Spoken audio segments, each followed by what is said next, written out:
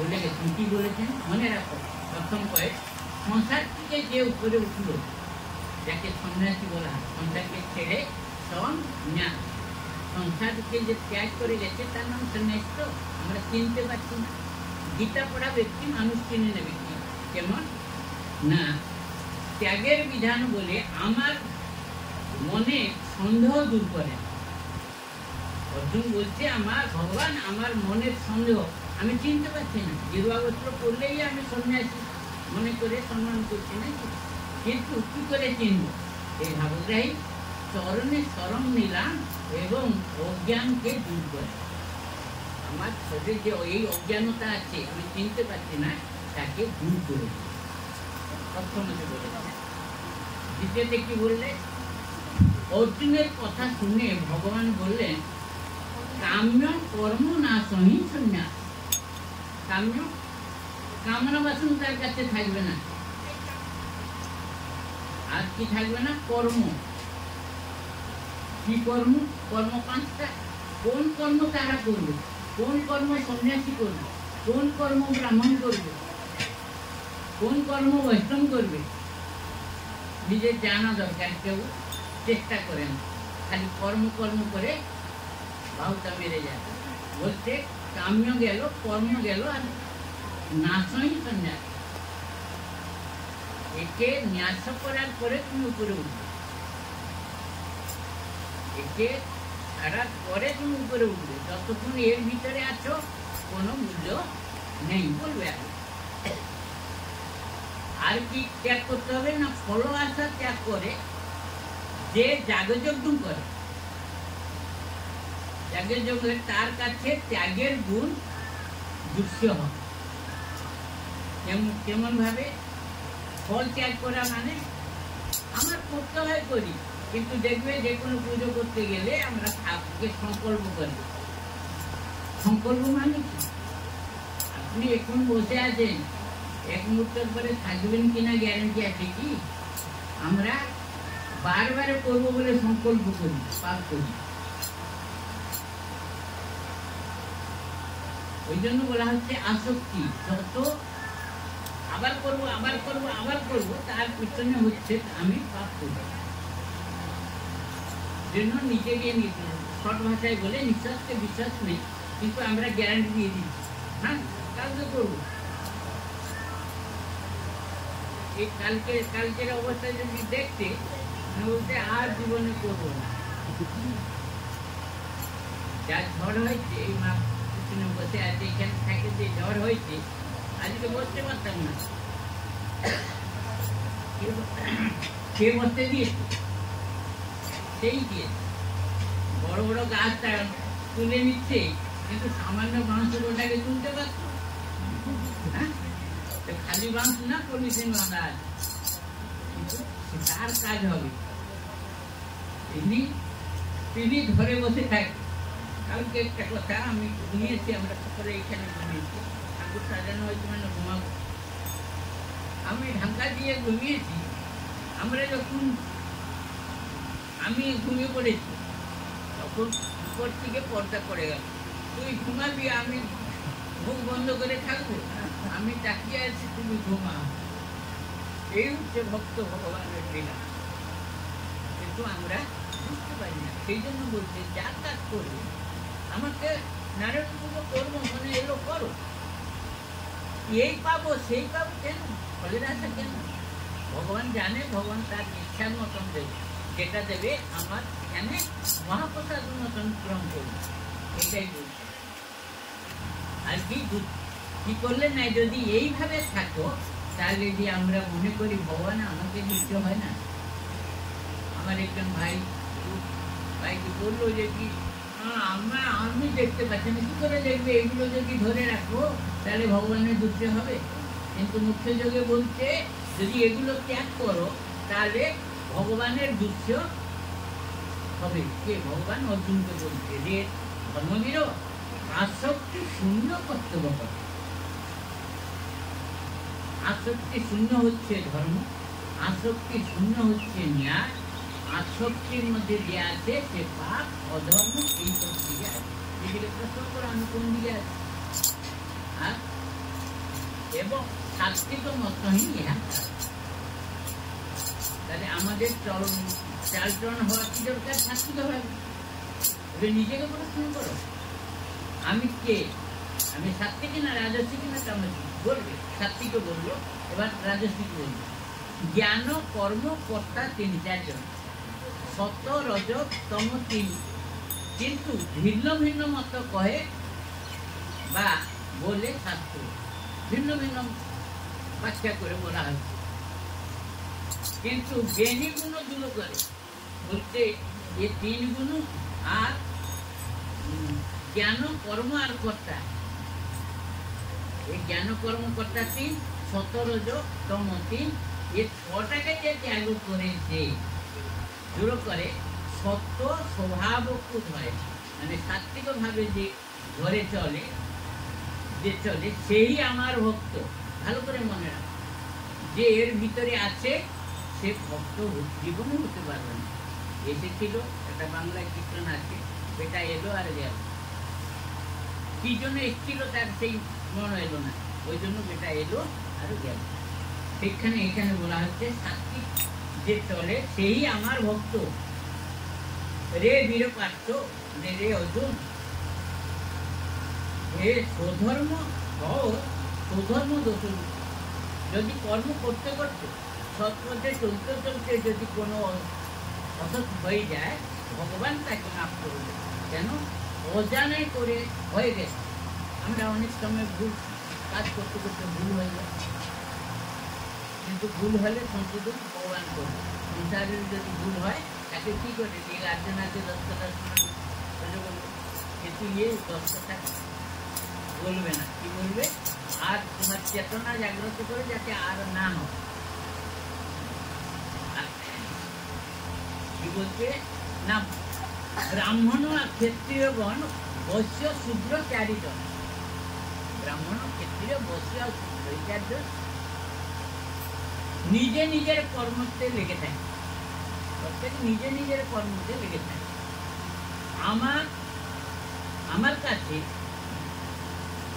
আমার কাছে মনটাকে রেখে যে দিন রাত্রি যে ভাবে এবং সমস্ত অর্পণ করে, আমার কথায় যে ভাবে আর সমস্ত যে অর্পণ মানে তার অর্পণ করে দেয়, সে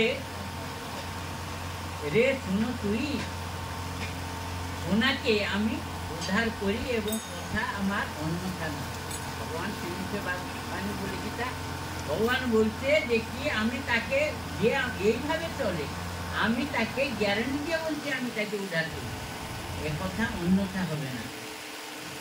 যা গীতার কথা যা বলা আছে এর মধ্যে যে আছে সে নিশ্চয় উদ্ধার হবে। আর কি বলছেন?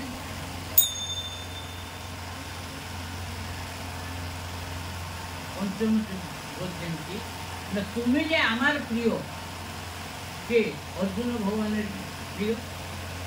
আমাকে আমার মনকে দাও, আমার জন্য সর্বকর্ম কর।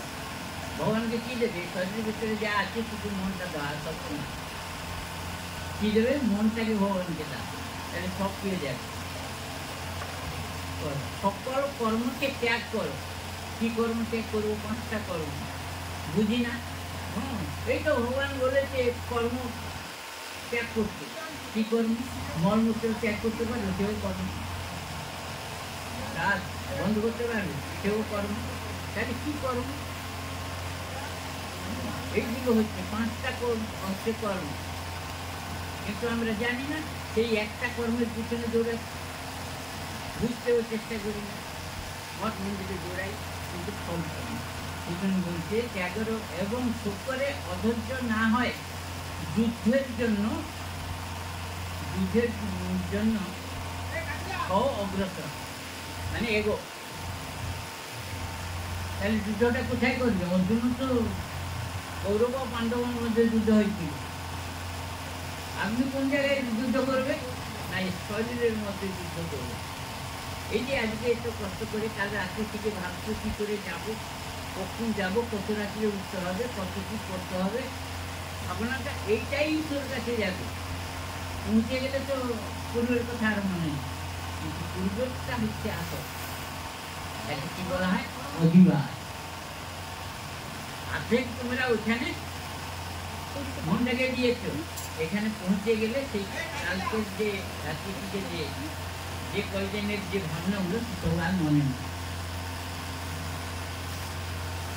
আর কি বলছে না, তোমার হিতর জন্য যা বললাম গীতা তত্ত্ব অর্থ সার যা যা বলে গেলেন এই গীতার সার তত্ত্বই বলেছেন। আর কি বললেন না, ভক্তি শূন্য সেবাহীন যারা হবে তারা তারা শুনে ব্যথা পাবে। এই কথা যে শুনে তারা ব্যথা পাবে কেন? রে পার্থবীরও, মোহ তোমার হলো দূরীভূত।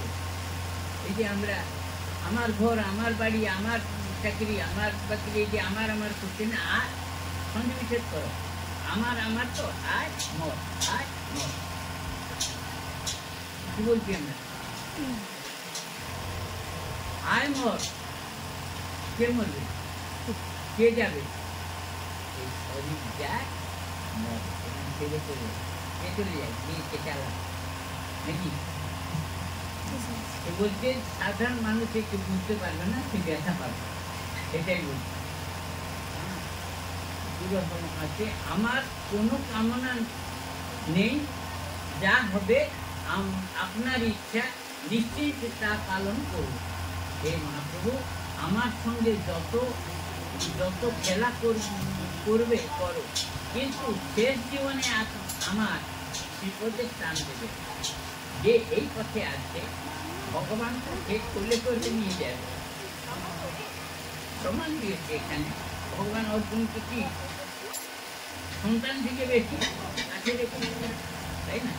ঠিক যেমন কথা বলছে, আমি শেষ জীবনে আমার বিপদের টান দেবে। সে অর্জুন বলে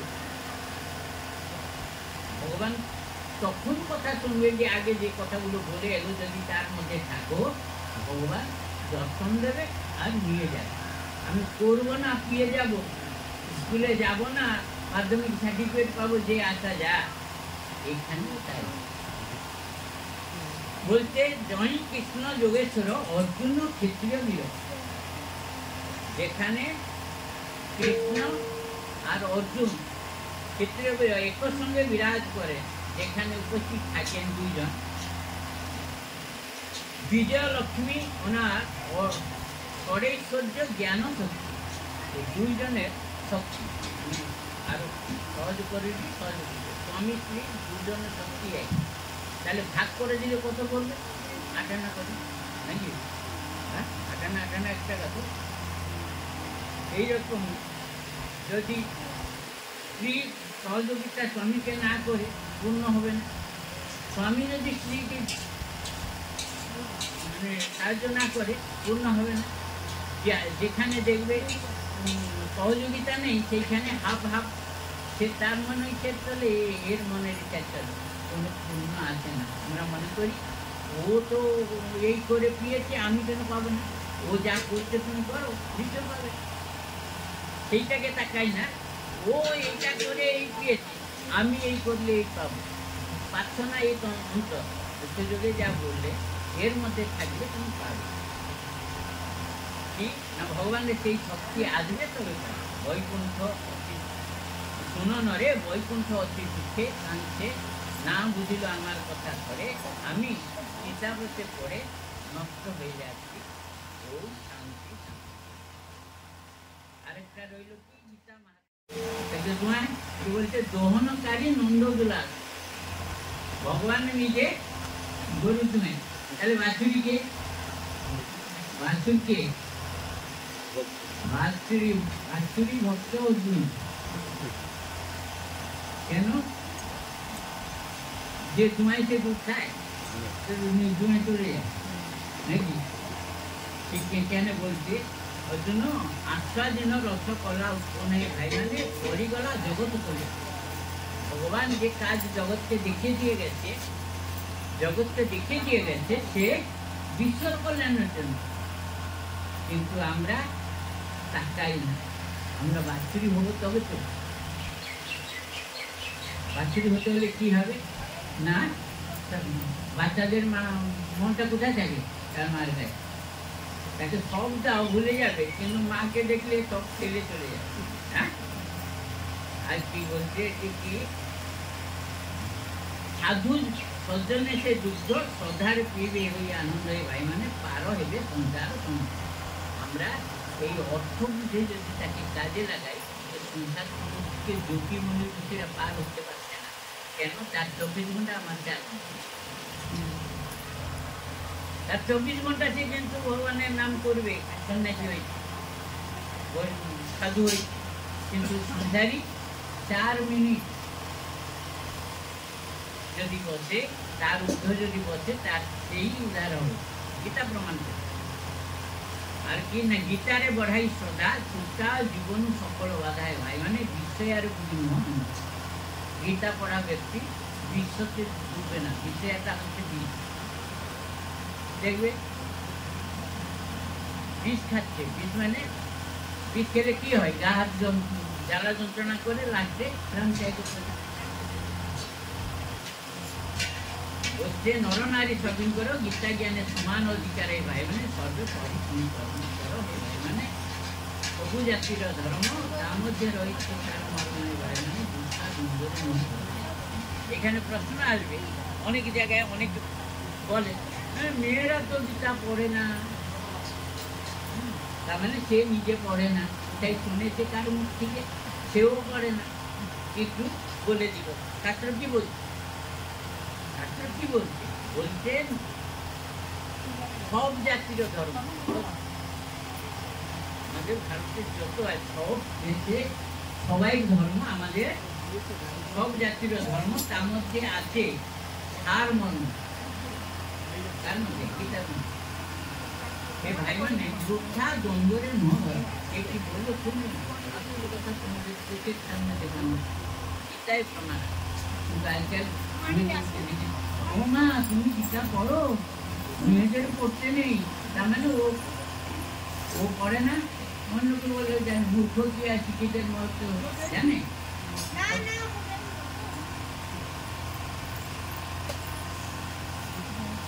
বলছে রাজনীতি ধর্মনীতি, এখন যেটা বলছে ভালো করে মনে রাখবে, এটা হলো সব জাতিতে গীতা পড়ে। আর এখানে কি বলছে না, রাজনীতি ধর্মনীতি 4ই বর্ণাশ্রম বেদর রীতি। এ ভাই মানে ধীরে বুঝো, স্থির করে নি, মাথা স্থির করে বুঝো কি স্থির করে কি না, রাজনীতি ধর্মনীতি দুটো একই, কিন্তু আমরা রাজনীতি জায়গায় করে দিয়েছি অনেক, ধর্মনীতি জায়গায় করেছি অধর্মনীতি, মানে শাস্ত্র নীতি অনুযায়ী আমরা চলি। আমার ইচ্ছায় সকাল করব, আমার ইচ্ছায় সন্ধ্যা করব, আমার ইচ্ছায় সূর্য উঠে গেল, আমি উঠে যাওয়ার কথা, আমার ইচ্ছা মতো 9টা পর্যন্ত ঘুমাবো, মানে আমার ইচ্ছা মতো, ভগবানের ইচ্ছা মতো। সেই জন্য ধর্মনীতিটা হয়ে গেছে অধর্মনীতি, রাজনীতি হয়ে গেছে কূটনীতি। নিন্দা গাইবে এইটাই মিশে, এই জন্য জগতের অকল্যাণ হচ্ছে, কল্যাণ হচ্ছে। আর কি না, যে এহা নীতি পড়ন্তি শ্রবণের যে আনন্দে শুনতে ভাই, মানে সে তো দেব সতীর্থ। আজকে তোমরা এই গঙ্গার ধারে এই দিনটা পাবে, দেখাতে পারবো। গঙ্গার ধারে বসে মা গঙ্গাকে দেখে দেখে তোমরা এই তীর্থ, এটা একটা তীর্থ জায়গা, এর মধ্যে তুমি গীতা আজকে পড়েছ, নিজেকে প্রশ্ন করবে জীবনে কয়দিন এইরকম গঙ্গা নদীর ধারে বসে গীতা পাঠ করেছে। মানুষ জানে সেই সে মরে গেলে পরে সেইখানে গীতা পাঠ করতে হয়, মানে করাতে হয়, করবো না, কিন্তু নিজে করো, নিজে মুক্ত হও, অন্যকে মুক্ত করো। আর কি বলছে না, দুঃখ সুখ যায় না, তো জন্মে জন্মে থাকে হরিকৃপা। দুঃখ সুখ রোগ এগুলো থাকবে না, কোথায় যাবে না, হরির কাছে চলে যাবে। জন্মে জন্মে থায় হরি হরিকৃপা। ভাই মানে বস্তাগত পদ্ধতি মানে যাওয়া আসার যে রহস্য সে যুক্ত হবে কিভাবে আমি সেই জায়গায় যাব। তোমরা এসেছো এখন যদি একটু প্রথমবারে এসেছিল রাস্তা চেনে না, এখন বলে দাও এখান থেকে গাড়ি নিয়ে চলে যাও, কেন জেনে গেল নাকি? সেই কথা এখন বলছি, প্রথম হয় আপে আপে বুঝছো। জীবন্ত বেড়ে যায় জন গীতা জ্ঞান হৃদে করে স্মরণ, মানে শেষে বসে বৈকুণ্ঠ মানে আছি ধন্য। কাহিনী না, এখানে বলা হচ্ছে জীবন্ত বেড়ে যায় জন, তুমি যদি অভ্যাস করে থাকো, মানুষ যায় কখন? সকালে যাবে, নাহলে চারি প্রহর, তো চারি প্রহরের মধ্যে যাবে, আর 8 প্রহর হচ্ছে রাত্রিও 8 ভোর। কিন্তু গীতা পড়া ব্যক্তি দিনের বেলা যাবে, হয় 4 প্রহরের মধ্যে সে যাবে না, কর্ম অনুযায়ী হয় সন্ধ্যায় যাবে, নাহলে মানে 4 টাইম, সকাল সন্ধ্যা 2, আর 2 হচ্ছে যাকে বলে দুপুর আর বিকাল, এই 4 টাইম মধ্যে গেলে ভগবান তার কাছে টেনে নেন। সেই কথা বলছেন, শেষে বসে বৈকুণ্ঠ। কোথায় ভগবান নিয়ে যান না, ভগবান কোথায় থাকে? বৈকুণ্ঠ।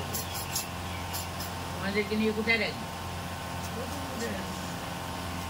শুনো মো ভাই ভৌণী, গীতা গীতা বলি মনের শুনি, হে ভাই ভৌণী বহু নাম নিজ কাজ করো। আজকে করতে পারলে না, সংসারের মেয়েদের মতো পরিবারের অনেক কাজ, ওই জন্য তারা 12 ভাগ করে, মানে 12 রকম কাজ, একরকম, কিন্তু সবসময় একটা করে একটা কাজ লেগেই থাকে। সারাদিন যদি হিসাব করে, সে মানে 24 ঘন্টার মধ্যে 5 ঘন্টা ঘুমানো ছেড়ে দিলে তার মধ্যেও কম হয়, কিন্তু দেখা যাবে সে যা লিখছি ধরে দেবে একটা পাতা হবে, কিন্তু বেটা ছেলে এক কথায় উড়িয়ে দেবে 8 ঘন্টা 10 ঘন্টা। আমি ডিউটি গেছিলাম, তোমরা পারবে? পারবে। সেই জন্য বলা হচ্ছে যদি করতে হয় না, যদি করতে, যদি কোনো কারণে করতে না পারে, কি করবে? রান্না করতে গীতা গীতা মনের মধ্যে গান করতে। আজকে করতে পারলাম না, তোমার সঙ্গে আমি ভাব করতে পারলাম না, এই চোখ তোমার সঙ্গে নজর দিতে পারলো না, কান তোমার কথা মুখে উচ্চারণ করে কানে শুনতাম পারলাম না, দুঃখ যদি করো, একটি না পড়েও একটি ফল পেয়ে যাবে। কি বলছে? বৈকুণ্ঠর বিনতি গীতা প্রেমে দিন